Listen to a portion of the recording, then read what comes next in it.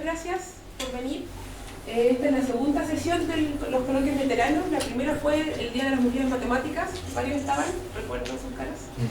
En esta ocasión, el profesor Víctor Muñoz va a hablar del teorema de Noether, ¿sí?, que relaciona simetrías matemáticas con la ley de conservación de la física. ¿Sí? Vamos a explicar eso de una forma que podamos entender, ¿sí?, que los mortales podamos entender.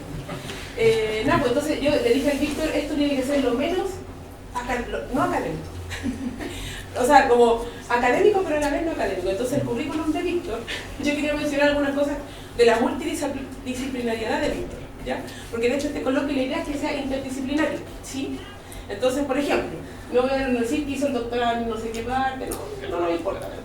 Entonces no, toca guitarra, por ejemplo, ha hecho programas de radio, fanático de los Beatles, sí, muy fanático.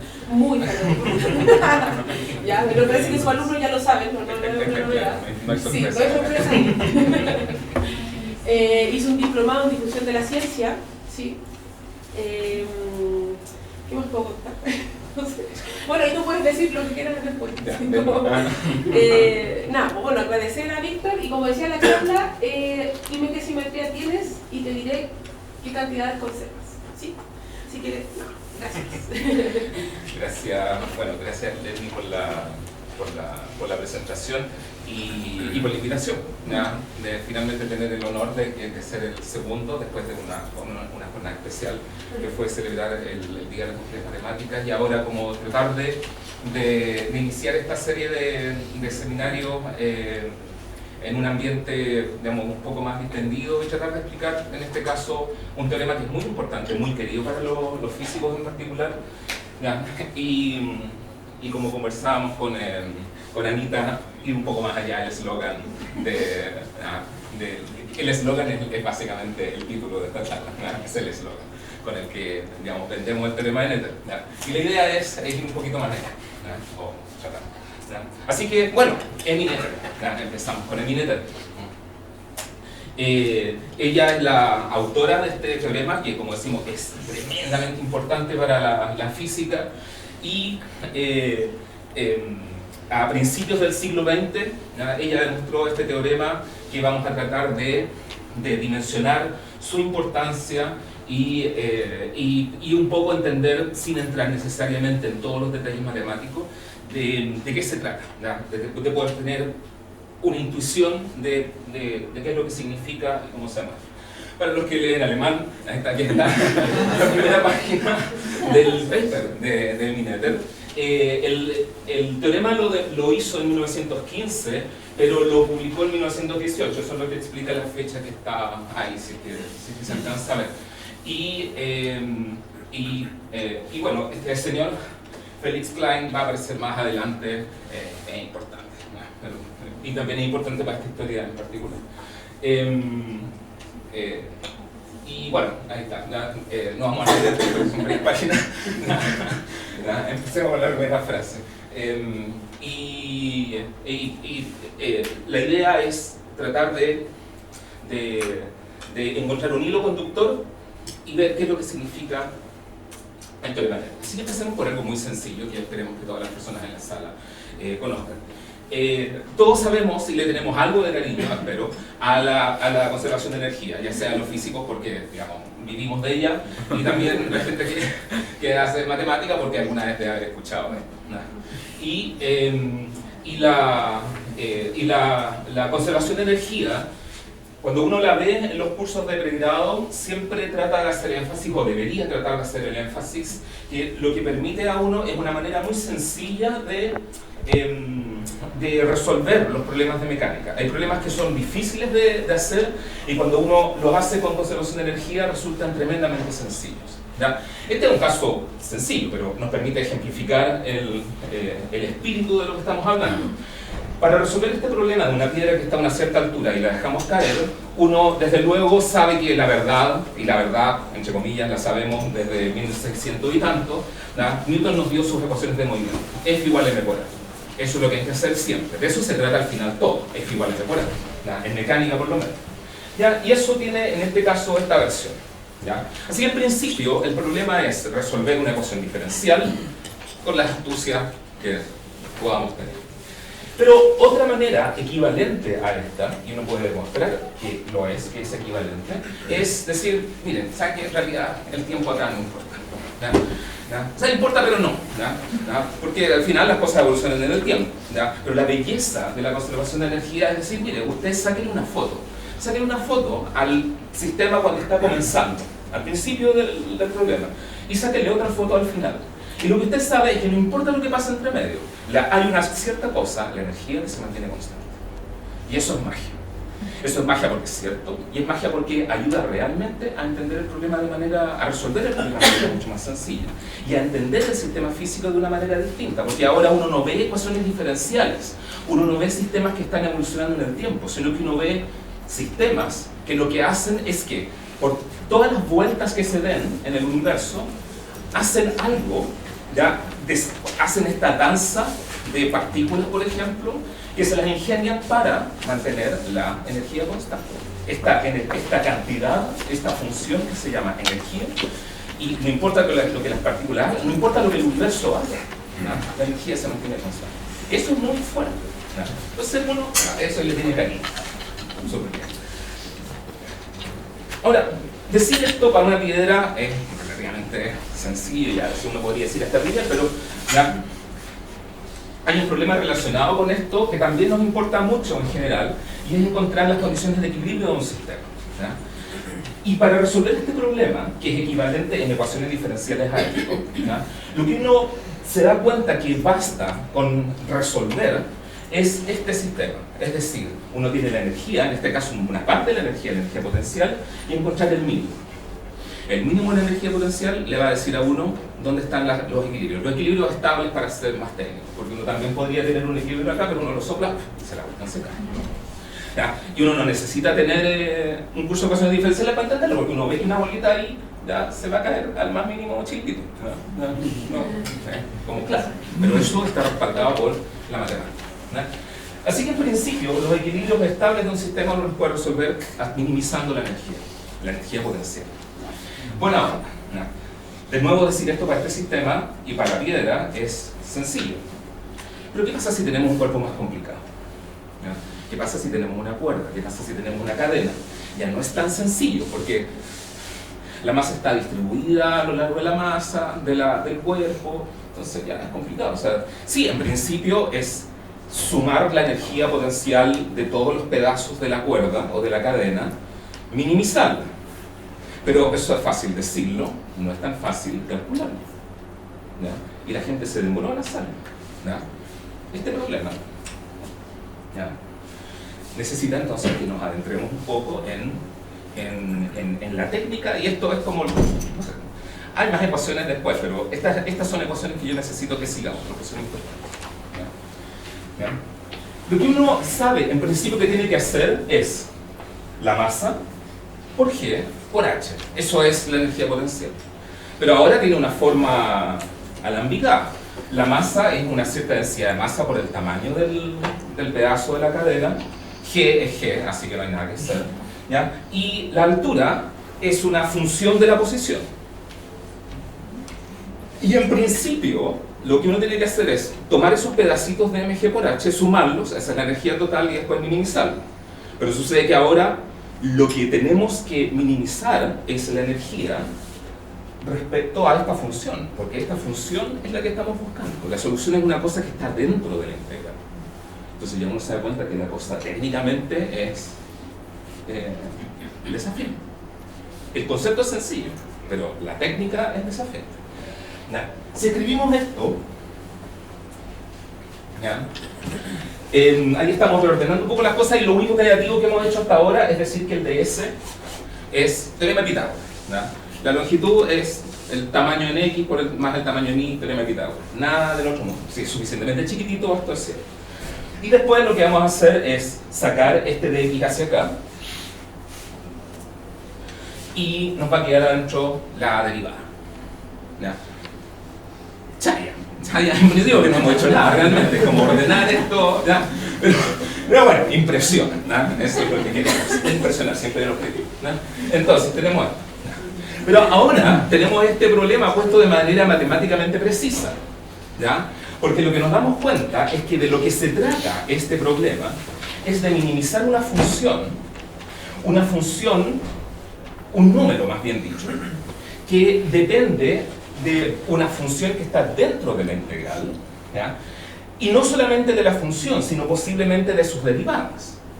Y en una de esas, no sabemos, para este problema en sencillo, no, pero en principio también podría depender de x, que es la variable respecto a la cual estoy derivando. ¿Ya? Todo esto es complicado, ¿no? Es fácil decirlo, difícil de calcular. El problema entonces, ¿ya? Se trata de esto, ¿ya? Esta es la manera matemática de poner el problema, ¿ya? Tengo una energía, ¿ya? Una función, un número de hecho, ¿ya? Que es la integral en ciertos extremos, que para simplificar el problema vamos a decir que son fijos, o sea, queremos saber la forma de la curva, pero sabemos que la queremos colgar entre un punto A y un punto B, ¿ya? Así que lo que va a cambiar es la forma, y vamos a encontrar el mínimo de este número cuando yo valido I, ¿ya? Y vamos a derivar respecto a I. Eso es lo que queremos hacer. Esto tiene nombre porque esta función I, ¿ya? Nos da finalmente un número, razón por la cual, nuevamente con el objetivo de impresionar al prójimo, ¿ya? Le llamamos a esto un funcional. Porque uno está acostumbrado a las funciones que convierten números en números. Un funcional es una cosa que convierte una función en un número. Suena bien, suena distinto, suena poderoso, ¿no? Lo es, ¿no? Pero suena tanto. Así que de lo que se trata matemáticamente el problema es de minimizar un funcional, ¿ya? Eso es las palabras para el proceso, ¿ya? Y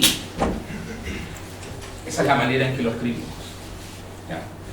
Esto que estamos diciendo aquí, que te acabo de explicar, es lo que abre la puerta a un tipo de cálculo que es distinto del cálculo que a lo mejor uno conoce en los cursos de matemática de primer año, ¿ya? Uno está acostumbrado al cálculo de funciones, donde uno tiene que derivar funciones o integrar funciones. Ahora estamos derivando funcionales. Y eso, nuevamente, para expresionar, le llamamos de otra forma, le llamamos cálculo variacional. Así que lo que estamos haciendo es cálculo variacional.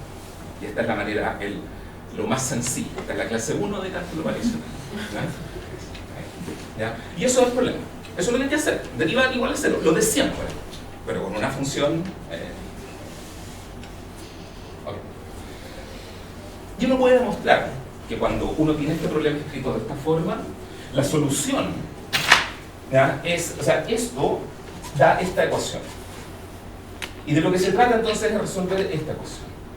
Si la resuelvo el problema y encuentro el mínimo de la energía. Eso se puede hacer, ¿ya? Y es así como uno encuentra, y esa es la razón por la cual estamos seguros cada vez que uno ve una cuerda colgando, una cuerda de ropa, un cable de luz, ¿ya? Uno ve puros cosenos hiperbólicos, porque uno sabe que esa es la curva, esa es la solución de la ecuación, es un coseno hiperbólico. Entonces uno ve ahora, y en la vida le cambia a uno, ¿no? Uno empieza a ver cosenos hiperbólicos en todas partes, ¿no? Y sí, ¿no? Coseno hiperbólico. Ya, este es el famoso problema de la catenaria por cadena, ¿no? Así que la solución es un coseno hiperbólico. Hay problemas relacionados, hay toda la familia de problemas relacionados con esto. El problema de la geodésica, que es encontrar el camino más corto entre dos puntos. Ya tenemos un bebé que va lo más rápidamente posible, ya, hacia su madre, ya va por la línea recta. Entonces la guagua, el bebé, está resolviendo el problema de la geodésica finalmente. ¿Cómo llego de la manera más breve, ya, más corta, a donde está mi mamá? ¿Ya? El problema es un poquito distinto cuando yo tengo espacios curvos y uno puede demostrar que los caminos más cortos, o sea, la geodesia, corresponden a los meridianos. Y esto no es solamente un problema de lo que técnicamente se llama en el área de la matemática que corresponde a la geometría diferencial, ¿ya? Sino que además tiene consecuencias para relatividad general, ¿ya? Porque Einstein lo que hizo fue mostrar que uno podía usar todo este aprendizaje para describir la gravedad a grandes escalas del universo. Entonces el problema es encontrar, la luz se mueve por las geodésicas del universo, del espacio-tiempo. Todo muy poético, ¿no? Y bueno, la demostración de esto fue un famoso eclipse que justamente hace poco se festejaron los 100 años y tenemos otro eclipse, ¿no? En breve, así que se lo pueden ver bien y si no tiene suerte, uno debería poder ver esto también, seguro, ¿no? Así que todo este problema de la geodésica tiene que ver con el mismo, encontrar el camino más corto entre dos puntos. Otro problema famoso relacionado con esto es de la tautócrona. Encontrar la curva tal que no importa de dónde parta, ¿ya? Siempre van a llegar al mismo tiempo acá. Si todo funciona, deberíamos tener un video.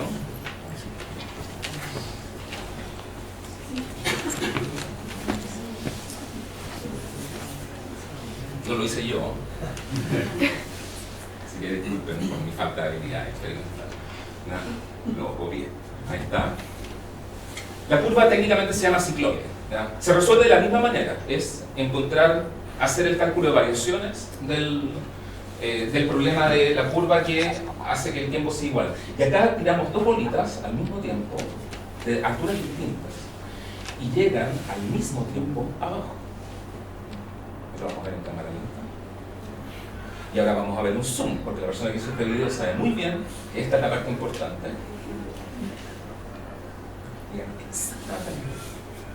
O sea, el poder de la matemática que uno tiene acá es de verdad, están los créditos y todo eso, ¿no? Profesor Ferrer, que está aquí, yo vi una tautócrona hecha por el profesor Ferrer, así que si alguien quiere aprender a hacer una tautócrona for real, no soy yo la persona.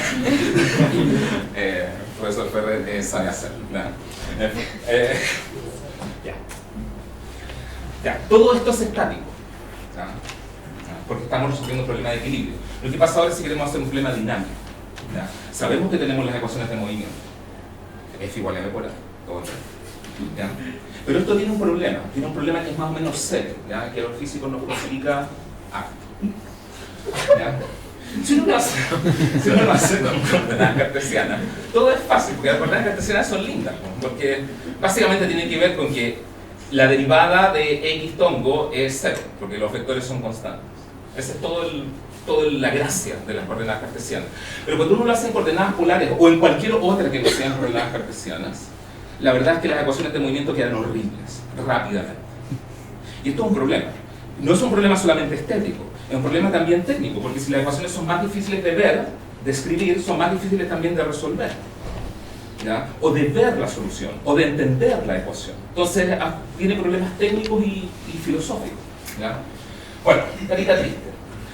Y aquí viene la inteligencia de personas que nos antecedieron, ¿ya? Que diseñaron una manera completamente distinta de escribir la mecánica. ¿Ya? Y es lo que se llama la formulación lagrangiana de la mecánica. ¿Ya? Y lo que se dio cuenta la gente en algún momento es que si uno define una función que no es la energía, es pariente de la energía, pero no es la energía, es la diferencia entre la energía potencial, la energía cinética menos la energía potencial. La energía mecánica es la suma, esto es la resta. ¿Y por qué eso hace una diferencia? Hace una diferencia profunda, muy profunda. Por eso que esto, hay que saberlo. Esta función, que vamos a llamar lagrangiana, es una función que puede depender de las coordenadas, de las velocidades y del tiempo. Lo mismo que vimos hace un rato. Por ejemplo, para una partícula libre, el lagrangiano va a ser simplemente la energía cinética, 1/2 de mv². Súper. Y depende solamente de la velocidad. Pero para un oscilador armónico, en que uno tiene un potencial que es cuadrático, entonces uno tiene un lagrangiano que además depende de la posición. O sea, de la función, depende de x punto y de x. ¿Ya? Ya, y uno puede seguir. Ahora, ¿por qué esto es tan importante? Porque lo que se dio cuenta la gente, y la gente tiene nombre y apellido, por eso que esto se llama lagrangiano, ¿ya?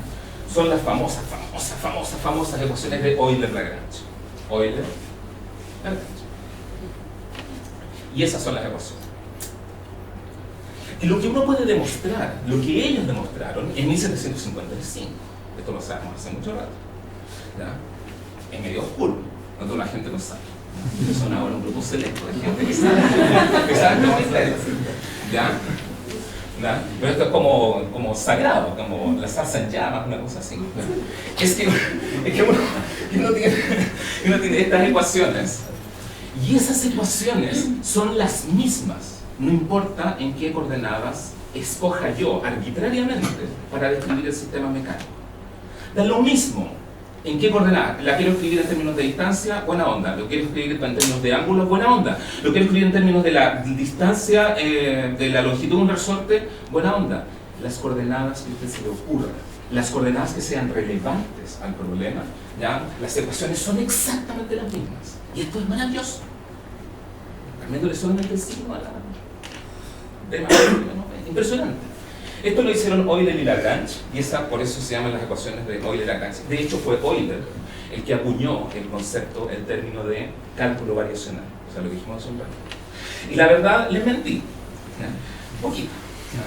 Porque Euler y Lagrange, el problema que resolvieron originalmente era el de la tautógrafo. Ese es el problema que dio origen a toda esta área del cálculo, la tautógrafo.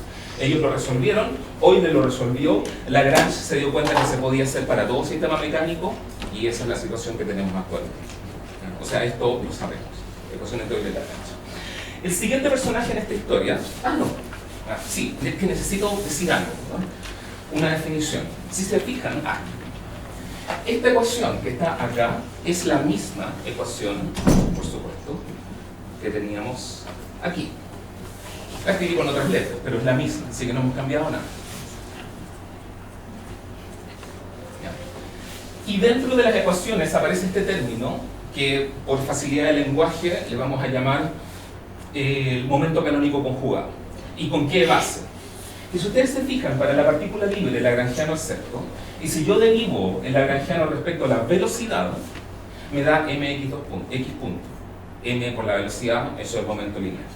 Así que la posición me da, para la partícula libre, tengo el momento lineal.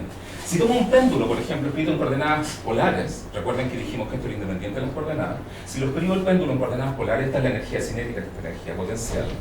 Hago lo mismo de L a de teta punto, o sea, la velocidad que corresponda, y tengo esto, que es justamente el momento angular en coordenadas polares. Que todo funciona perfecto, como tiene que funcionar cuando está bien hecho. Así que esta cosa que está aquí se llama momento canónico conjugado, ¿ya? Y va a aparecer después. El siguiente personaje en esta historia es Hamilton, William Rowan Hamilton, o W.R. Hamilton, se llama. En 1834 él propuso lo que se llama principio de mínima acción. Y el principio de mínima acción dice, perfecto, tenemos la ecuación de Euler-Lagrange hace un siglo. ¿Ya? Entonces lo siguiente que yo quiero decir, ¿ya?, es que si yo defino un funcional de las coordenadas, ¿ya?, que voy a llamar acción, esto es lo que se llama acción, S es la acción, es la integral del lagrangiano. Entonces yo puedo demostrar, eso es lo que hizo Hamilton, ¿ya?, que las ecuaciones que resultan, que al hacer el cálculo variacional de la acción respecto a la trayectoria, reobtengo las ecuaciones de Euler-Lagrange. Fantástico, porque ahora sucede que las ecuaciones de movimiento provienen de un principio mínimo. O sea, en la naturaleza está tratando, de la misma manera que la piedra trata de minimizar la energía y por eso cae, esa sería como la manera aristotélica de verlo, ¿verdad? ¿Ya? Aquí lo que estamos diciendo es que la naturaleza se comporta cuando se mueve minimizando algo, minimizando la acción. Nos movemos minimizando la acción. ¿Cómo lo sabemos? Porque Hamilton lo demostró. Defino este funcional, lo derivo respecto a la trayectoria, y lo que yo obtengo son las ecuaciones de Euler-Lagrange, que son equivalentes a F igual a m por A. Extraordinario. La naturaleza se mueve minimizando la acción, se las arregla para hacerlo siempre. ¿Ya? Nosotros nos damos cuenta, pero lo hacemos. Ok, dan vuelta. Y esto es en llamas. ¿Ya? Porque este principio de mínima acción y la formulación lagrangiana y la descripción de Hamilton, lo maravilloso desde el punto de vista de la física es que dejan de depender de la teoría que estoy usando. O sea, sirven para mecánica, sirven para escribir cómo se cae un elefante y un ratón. Está bien, pero ese es el problema viejo, pues, de Newton. ¿Ya? Cuando aparece el electromagnetismo y tengo partículas moviéndose debido a la fuerza de Lorentz, es lo mismo, no tengo que cambiar nada, cero, es lo mismo. El lagrangiano, deme la energía cinética, deme la energía potencial, réstelas, calcule las ecuaciones de Euler-Lagrange, calcule la acción y la minimiza. No hay que cambiar nada, las ecuaciones son exactamente las mismas. Vamos a la cuántica. La cuántica es posterior a Hamilton. ¿Ya? La cuántica apareció en 1900, estamos hablando de 70 años de diferencia. Lo mismo. no hay que hacer nada, es fantástico. ¿No? O sea, la misma teoría, la misma manera de describir la física sirve para la caída de elefantes o para encontrar el estado fundamental del átomo. No hay que hacer nada. Es de verdad fantástico. Y si uno va a teoría más elaborada, como teoría de campos, lo mismo. O sea, esto resiste todas las complejidades de la teoría de la que estemos hablando. Toda la física que conocemos se puede describir gracias a él. Uno podría quedarse tranquilo con eso, pero no hemos hablado nada de Nether. Entonces, ¿qué tiene que ver en Nether con todo? Porque hasta ahora ya, buena onda, Hamilton, Lagrange, pero en Nether, o sea, eso vivimos. En Nether demostró en 1915 lo siguiente. ¿Ya? Sabemos que existe la Lagrangiana. Bueno, lo que vamos a hacer es escribir una transformación de coordenadas. Es decir, vamos a cambiar las coordenadas con un cierto delta Q y posiblemente el tiempo por un delta T. O sea, el tiempo más delta T, las coordenadas más delta Q.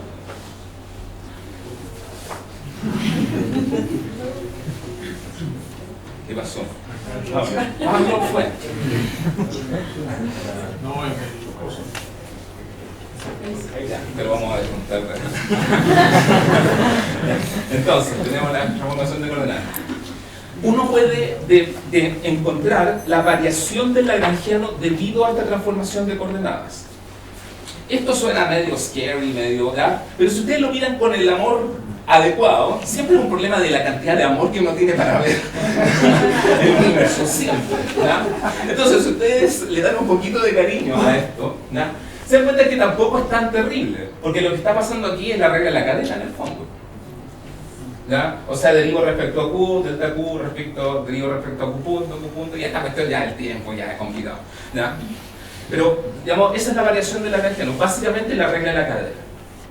¿Ya? Porque el lagrangiano depende de cosas, y esas cosas a su vez dependen del tiempo, que las coordenadas. Así que en Nether sabe esto, ¿ya? El lagrangiano, la variación. ¿En qué consiste el teorema?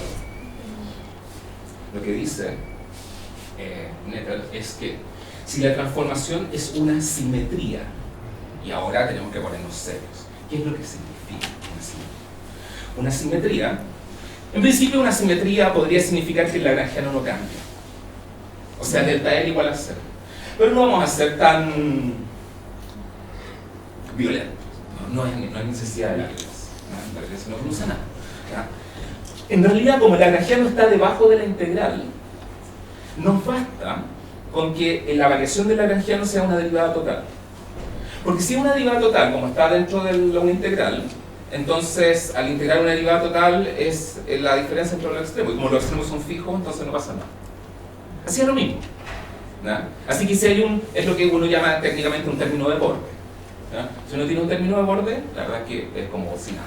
Así que afortunadamente no necesitamos que la simetría consista en que el lagrangiano no cambie, sino lo que necesitamos es que el lagrangiano sea una derivada, el cambio sea una derivada total. Con eso es suficiente. Ya, si la transformación es una simetría, este es el tema. Démosle el efecto dramático. Entonces, hay una cantidad conservada. Esto es lo que demostró Nether. Una cantidad conservada que uno es capaz de encontrarla. Esto se conserva. Una cosa así media rara, ¿no? Pero, ¿y qué significa que se conserve? Que esta cosa, cuando yo la derivo respecto al tiempo, yo puedo demostrar que eso es cero. No cambia. Y los físicos nos encantan las leyes de conservación. Porque ya sabemos, gracias a la conservación de energía, que nos dan un poder gigante. Entonces uno sospecha que esto es un teorema súper importante. Porque nos está entregando, no por casualidad, sino porque nos está entregando una manera de construir una cantidad conservada. Y como sabemos que las cantidades conservadas son las que nos permiten resolver los problemas de manera sencilla, entonces este es el teorema que necesitamos. Este tiene que ser nuestro teorema madre. ¿No? Porque nos está diciendo cómo encontrar cantidades conservadas de manera sistemática. Basta con mirar el lagrangiano. Si ustedes encuentran una simetría del lagrangiano, entonces tiene una cantidad conservada. Y no va a fallar nunca, porque es un teorema. Ya, esto podría ser chaya, ¿no? Pero veamos cómo funciona en la práctica. ¿Qué es lo que pasa, por ejemplo, con el caso más sencillo? Imaginemos un lagrangiano que es invariante, o sea, una acción que es invariante ante traslaciones. ¿Qué significa eso? Que delta Q es simplemente delta X. En ese caso, la cantidad conservada, si uno toma esto, no hay dt, chao. Lo único que queda es esto, de L a de Q punto. ¿Se acuerdan que esto era el momento conjugado? Entonces esto que está aquí en realidad es el momento lineal. Por eso que yo necesitaba definirlo, porque aparece aquí todo el rato. Delta Q que es delta X. Más F, pero F es una constante, si quiero. La cantidad conservada es esta.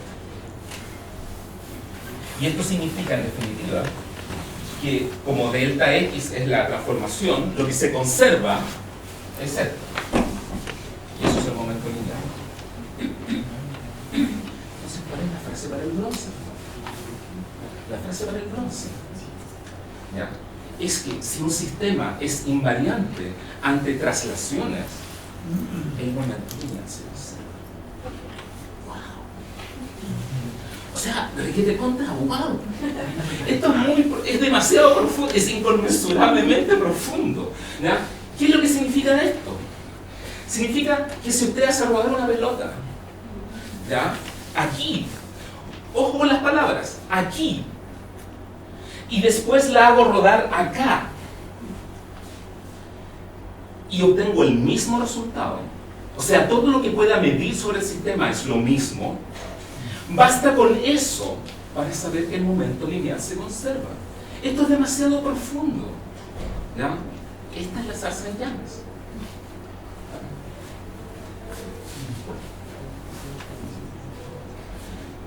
Una situación en que esto no sucede es si hago el experimento en la dirección vertical. Porque si yo suelto una piedra aquí, yo puedo medir, por ejemplo, la velocidad con la que llega la mano. Y si hago el experimento y lo pongo más arriba, va a ser diferente el resultado. Esto que está acá es una acción que no es invariante ante traslaciones en la dirección vertical, pero sí en la dirección horizontal. Y como todos sabemos, espero, ¿no?, como todos sabemos, en este sistema, el momento lineal en la dirección X se conserva y en la dirección Y no. Pero ahora sabemos por qué. Porque el lagrangiano es invariante ante traslaciones espaciales en la dirección X y no es invariante en la dirección Y. Esa es la razón por la cual acelera y en esta dirección se mueve con velocidad constante. Porque el lagrangiano es invariante o no en una dirección. Es una manera muy poética de ver la naturaleza. Tomemos otras traslaciones. Una rotación. Una rotación uno la puede entender como una traslación en un ángulo. Y en este caso, el teorema de Noether lo que va a asegurar es que se conserva esto, el momento canónico conjugado, que es el momento angular. O sea, si el sistema es invariante ante rotaciones, lo que se conserva es el momento angular. Ejemplo, la gravitación. La gravitación tiene una fuerza que es de ese tipo. El potencial es 1 sobre R. Y para los físicos, el problema se termina ahí. No hay que meter la mano a ninguna ecuación, no hay que resolver nada de nada, en absoluto, nunca, en ningún momento del tiempo.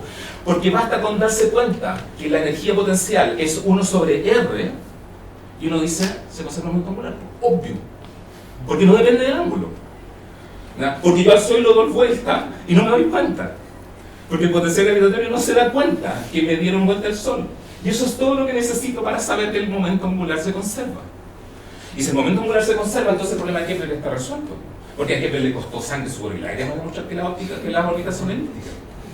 Y que las áreas iguales, tiempo iguales, pero nosotros sabemos que esto es una consecuencia de la conservación del momento angular. Si Kepler hubiera vivido 400 años después, no sería famoso. Porque no habría tenido que demostrar nada. ¿A quién le costó? Es un problema difícil. Pero hoy en día es súper fácil, porque la conversación se termina aquí. De verdad se termina aquí. 1 sobre R no depende del ángulo. Listo, ya se acabó el problema. Obvio que se conserva el momento angular. Y si se conserva el momento angular, obviamente que la segunda ley de Kepler se satisface. Los problemas son muy fáciles cuando uno sabe lo suficiente. Un problema más exótico. ¿Qué es lo que pasa ahora con una narración en el tiempo? Esto es llamar un dios. En este caso, la cantidad conservada es 0. Y podemos calcular entonces. Pensemos en un sistema mecánico. El lagrangiano es la energía potencial, la energía cinética menos la energía potencial. En este caso, tomemos un lagrangiano común y corriente. No estoy diciendo qué sistema es, porque no estoy diciendo nada sobre energía potencial. Podría ser cualquier cosa, una partícula libre, gravitación, Coulomb, lo que sea. Cualquier potencial me sirve. Y si calculamos L, ya, menos esto, lo que da aquí es justamente debido al 2 que baja un 2, pero queda el m y después lo multiplico por el q punto, que es el x punto. Entonces se reobtiene la energía cinética. Queda justamente la energía. O sea, ahora entendemos por qué se conserva la energía. Porque los sistemas no dependen del tiempo.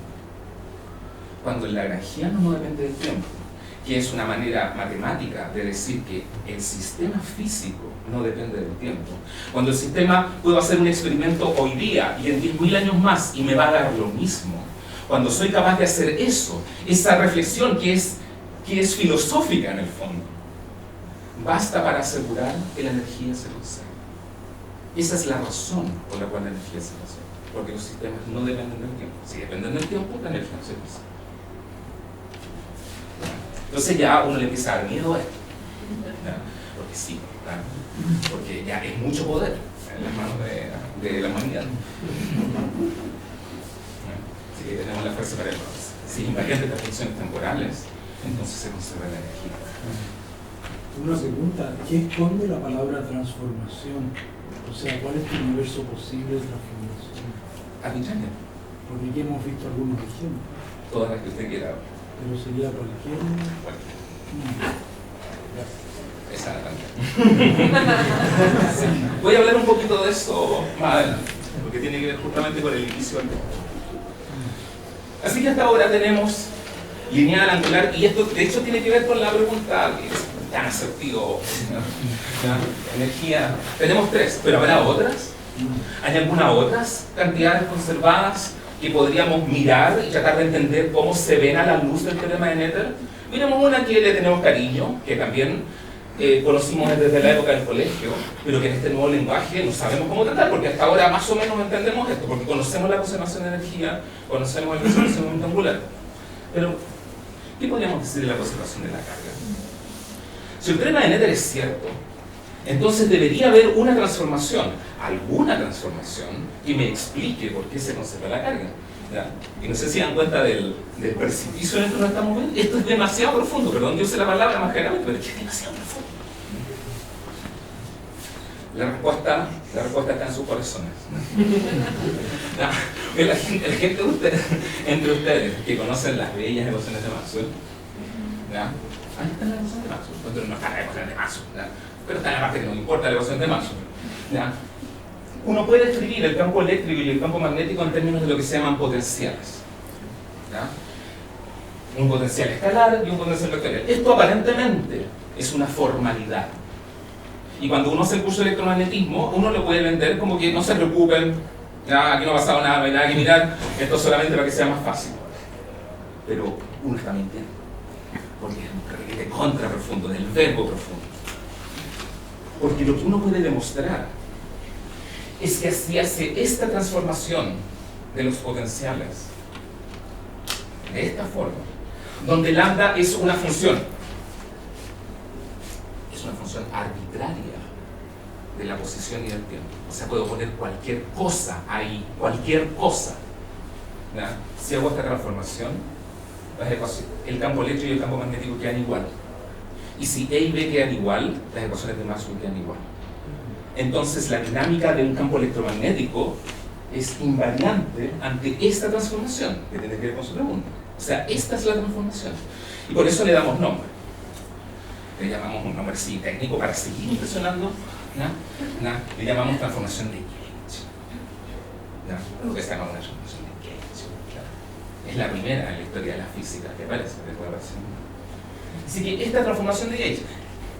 Y el teorema de Noether nos asegura que como el sistema es invariante ante esta transformación de Gauge, tiene que existir una cantidad conservada. Y lo que uno puede demostrar es que esa cantidad conservada es ni más ni menos que la carga eléctrica. La carga eléctrica se conserva no por un hecho experimental, perdón por la física experimental, pero desde el punto de vista teórico uno puede entender que la carga se conserva porque las ecuaciones de Maxwell son invariantes ante transformaciones de Gauge.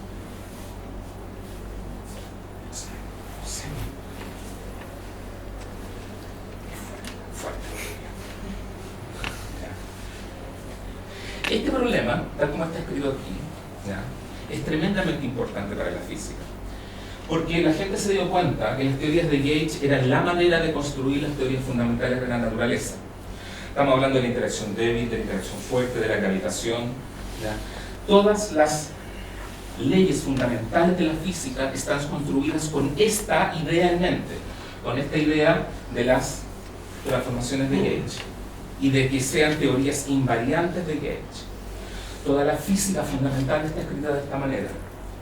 Y por lo tanto, esto, que parece una cosa formal para que las ecuaciones sean más fáciles, que es como lo vende uno el electromagnetismo, en realidad no tiene nada de trivial.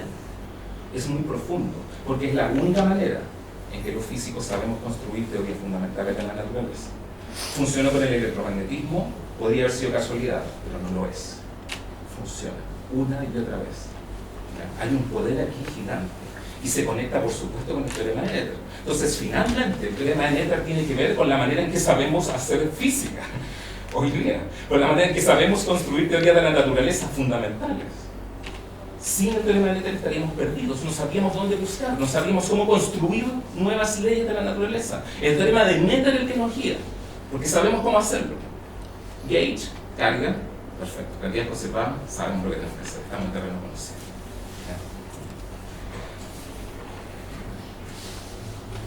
Aquí aparece Klein. ¿Por qué? Porque interesantemente la relatividad general está íntimamente ligada con todo este problema.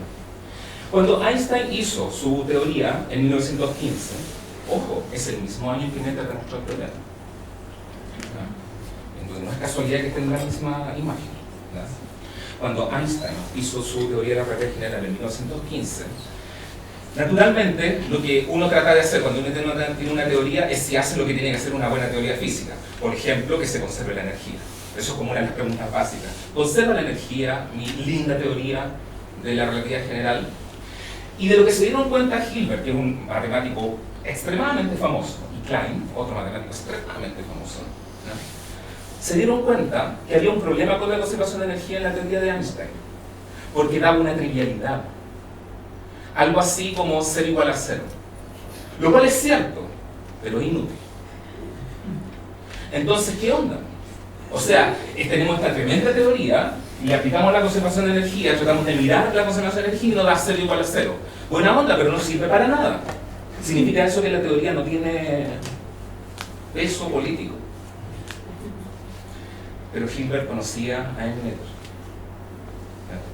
y acudió a él. Dijo, si hay alguien que sabe hacer esto, es Noether, que había trabajado en invariantes, porque ya tenía una fama. Entonces dijo, tenemos este problema. Y Noether lo resolvió.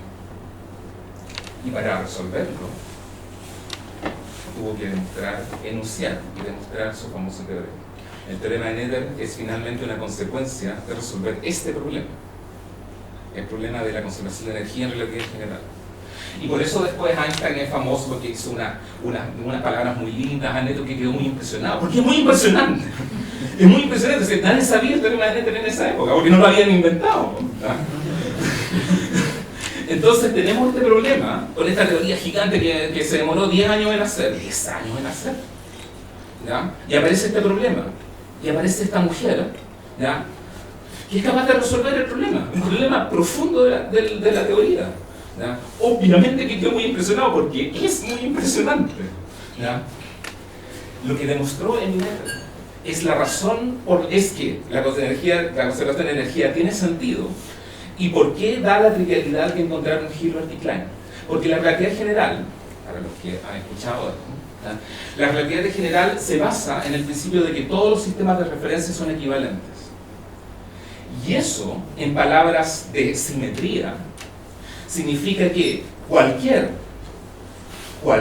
transformación de coordenadas deja la teoría invariante. Y si todas nos sirven, la conservación de energía es una trivialidad. Ser igual a C. La relatividad general es invariante ante transformaciones generales de coordenadas. Y por eso Hilbert y Klein encontraron este problema, que no era un problema, es que tenía que ser, porque todas las transformaciones de coordenadas dejan la teoría invariante. Bueno, Emineter demostró su teorema, ¿no? Todos impresionados, y esta es la razón por la cual amamos a Emineter. A manera de epílogo, hace poquito, o sea, no voy a decir que una feliz circunstancia, porque siempre la muerte es terrible, ¿ya? Pero hace poquito, ¿ya? Este señor ya estaba planificado, ¿ya? El 24 de mayo falleció Murray Gell-Mann, este señor, que le debemos lo que hoy día conocemos como un modelo estándar de partículas. ¿Ya? Murray Gell-Mann en 1969 ganó el premio Nobel por básicamente decirnos que todo el universo, todas las fuerzas, toda la física que usted conoce se puede explicar solamente si usted conoce estas 1, 2, 3, 4 por 4, 16. 16 partículas. 16 partículas forman todo el universo. Toda la complejidad, la belleza, la simplicidad, todo el universo y todo lo que sucede dentro del universo se explica solamente con 16 cajitas. Eso lo hizo Gell-Mann. Y lo hizo Gell-Mann, y es lo que llamamos modelo estándar de partículas, con argumentos de simetría. Literalmente. O sea, si uno grafica las partículas en un cierto diagrama con un eje X, Y, y ve que 5 de ellas forman como un hexágono, salvo que falta una partícula ahí para el hexágono. Y lo que dijo Gell-Mann es que esa partícula tiene que existir. Porque si no, el sistema no es invariante ante rotaciones. Entonces tiene que existir la sexta partícula que hace que el sistema sea simétrico. Y adivinen qué, la descubrieron. ¿Ah? Porque tenía que existir, porque el universo funciona con simetrías. Y esto no pasó solo una vez, sino varias veces. No, esta partícula tiene que existir. Así como se predicen las partículas, en física de partículas. Esta partícula tiene que existir por argumentos de simetría. Porque si no, el hexágono me queda cojo. Pero qué argumento más imbécil. Es que no es imbécil. No es imbécil. Es cierto cómo funciona. Y por eso la gente se ganó el Nobel. Y otra gente se ganó el Nobel con ideas parecidas. Impresionante. ¿Y por qué? Porque le tenemos un cariño, le tenemos una fe ciega a las simetrías. ¿Y gracias a qué? A la manera. Entonces, esto que está aquí se conecta, no sé si ustedes se fijaron en el anuncio que Leslie hizo, que había una cosa como una estrella y en alguna parte un logo. Si ustedes lo miran con atención, ¿ya? Van a descubrir que hay letras ahí. Estas letras que están aquí son las mismas que están acá. No todas, hay algunas que están de más. Por ejemplo, estas que están aquí son todas las que están acá. Estas de aquí, acá, tienen hasta los mismos colores. Esto que está aquí es el modelo estándar de partículas. ¿Ya? Este H es el bosón de Higgs, recientemente descubierto. Y todas estas que están acá son lo que se llaman compañeras supersimétricas. ¿Ya? Y tiene que ver con una teoría que la gente ha argumentado, y la gente tiene la sospecha seria de que el modelo estándar no puede ser tan cierto. Y hay distintos modelos para ir más allá del modelo estándar. ¿Ya? Una de esas alternativas es lo que se llama supersimetría. Y estas son las partículas, las compañeras supersimétricas de estas partículas. ¿Ya? Pero noten, más allá del nombre, noten que está aquí la palabra simetría. Es que de verdad la simetría es la única manera en que sabemos trabajar. Si no, estamos perdidos. ¿Ya? Y por eso que este símbolo está ahí. ¿Ya? Porque tiene que ver con todo lo que estamos hablando, con cerrar el círculo de lo que estamos hablando. ¿Ya? Y todo eso entonces, gracias a esta mujer, ¿ya? Que nos entregó un teorema que es poderoso, que es profundo, ¿ya? Y que los físicos amamos con intensidad, ¿ya? Porque nos guía en la oscuridad, ¿ya? Así que, bien por Eminete, gracias por la atención. ¿Ya? Espero que...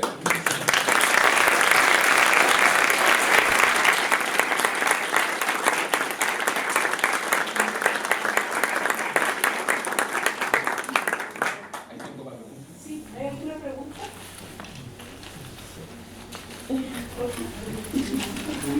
Si uno se acuerda de Klein, uno tiene el reflejo que los grupos los simetrías forman grupos, pero parece que los ejemplos tuyos, a lo mejor eso es relevante, hay quizás simetrías que podemos obviamente que formen un grupo. Sí, sin ninguna duda. O sea, claro, es un tema que nos lleva por un lado técnico que por razones obvias traté de ocultar.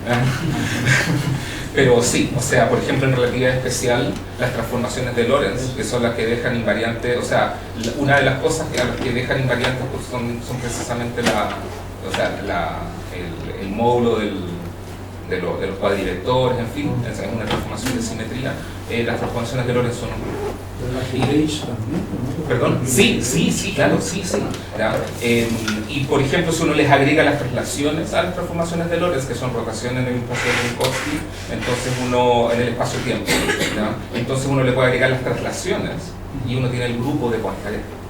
Entonces, en realidad, la relatividad especial es invariante al grupo de Poincaré. Las transformaciones de Gauge forman un grupo. Todo este lenguaje de Gell-Mann, yo lo conté de manera, digamos, amistosa, ¿ya? Pero finalmente lo que hace Gell-Mann es mapear las simetrías con grupos SO4, U1, en fin, creo que las transformaciones de Gauge son isomorfas a U1. Entonces uno tiene todo un lenguaje, el lenguaje de grupos precisamente a la mano para construir estas teorías. Entonces no es solamente así con las manos, sino que hay precisamente un lenguaje de teoría de grupos para la simetría. ¿Sí? Comentario. Cuando nos pasaron el teorema nos dieron el paper de Nettel, y esto es un comentario tremendo, porque nosotros después del tiempo, porque lo que costaba era calcular y fantástico era el teorema, y estamos fascinados con el teorema, fue una motivación en la carrera tremenda cuando vimos. Pero nunca nos dijeron que Nettel era mujer. No. Con la culpa de tu nombre.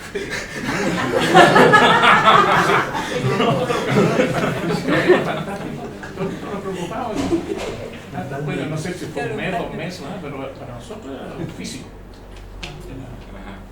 Y el otro comentario es que, bueno, cuando te pasan todas estas cosas, uno dice, bueno, las entiendo, la mecánica analítica, entiendo todas esas cosas que esto debe haber sido bastante complejo hacer. De hecho, Einstein peleaba con Hilbert, hay cartas de Hilbert a Einstein, están peleando la relatividad general. Supe que todas las cartas de Hilbert a Einstein se perdieron y las de Einstein y Hilbert están. Curioso esto. Entonces la pregunta es, ¿existe en Nettel y alguien más alguna controversia? Uno dice, ¿por qué no hubo otros negros? Me falta ahí el documento.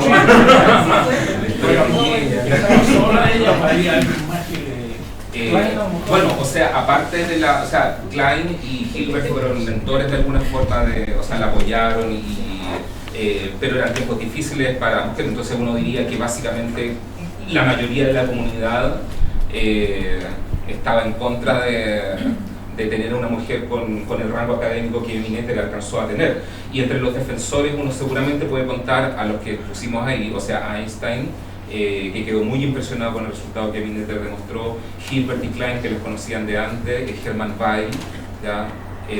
Son gente que se encargó de hacer notar que los prejuicios de tener una académica en Göttingen eran bien absurdos, o sea, los méritos eran obvios, pero hubo que hacer una... Ahora, yo no tengo noticias de alguien que, o sea, como de personalidad, porque me da la impresión que lo que queremos son nombres, ¿verdad? no tengo nombres, ¿verdad? Pero uno diría que la mayoría de la comunidad. Sí. ¿Más preguntas? ¿Comentarios? ¿Alguna pregunta? pregunta que es un detalle. Lo que diferencia de esto de la supersimetría y la simetría de modelo estándar de partículas es simplemente que la supersimetría alega que no bastan solo esas 16 componentes partículas, sino que debe haber más. Sí.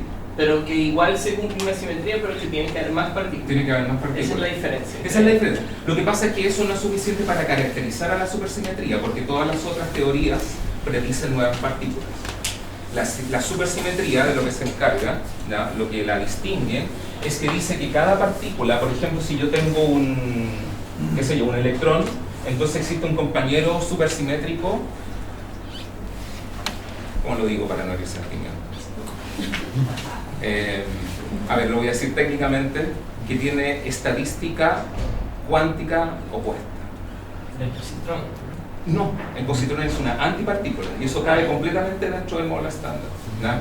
En realidad, de lo que se trata es que el electrón es técnicamente lo que en física se llama un fermión, ¿ya? Un electrón es un fermión y eso significa que no les gusta estar juntos. Por esa razón existen los átomos, por eso la materia es estable, porque a los electrones no les gusta que los aprieten demasiado, ¿ya? En cambio los bosones son apatotados, los fotones andan juntos todo el rato y lo pasan bien y todo, ¿ya? Porque son bosones, ¿ya?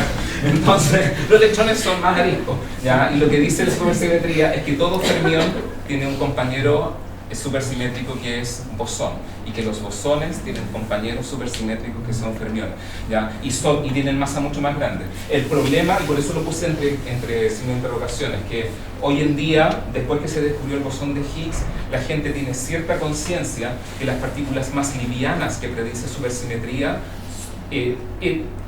o sea que si fuimos capaces de descubrir en un acelerador el bosón de Higgs, deberíamos haber sido capaces también, de pasada, de encontrar las partículas supersimétricas más livianas. Y por esa razón, supersimetría hoy día tiene unos tremendos signos de interrogación, tremendos.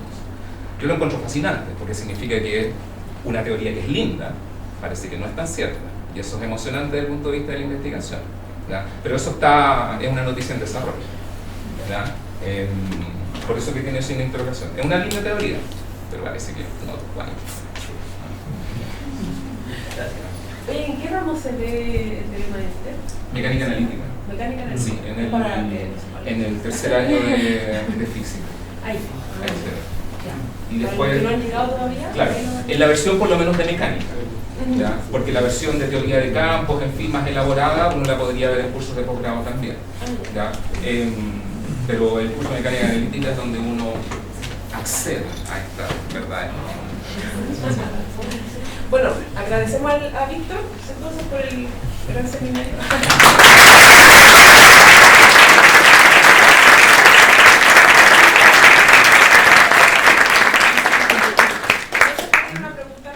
¿Puedo preguntar en las galletitas?